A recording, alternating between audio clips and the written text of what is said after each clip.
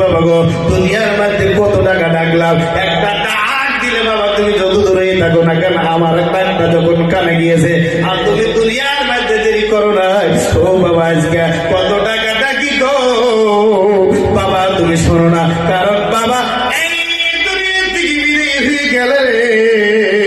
বড় সন্তান ডাকবে, বড় সন্তান ডাকার পর ছোট সন্তান ডাকবে, কারো ডাক শুনবে না। কারণ মানুষ যদি দুনিয়ার থেকে চলে যায়, কবরের বাসিন্দা হয়ে যাওয়ার পর কারো ডাকে শুনবে না। মুসলমান কবর পর্যন্ত যাওয়ার পরে তিনটা বস্তু কবর পর্যন্ত গেল, আত্মীয় স্বজন গেল, আপনার মাল সম্পদ গুলো কবর পর্যন্ত গেল, কিন্তু কবর পর্যন্ত যায় রে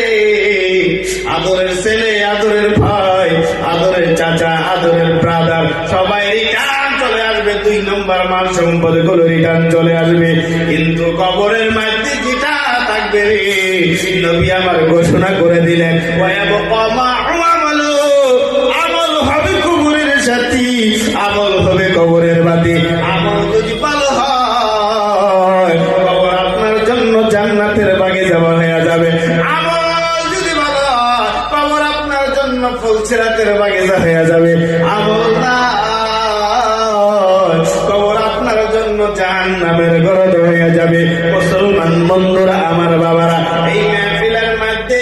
আমি দেখতে চাই কার যেন মা নাই, কার যেন বাবা নাই, কার যেন আত্মীয় স্বজন চলে গেল, 20 বছর হয়ে গেল দুনিয়ার জমিনে বাবার চেহারার মতো চেহারা কোনো জায়গায়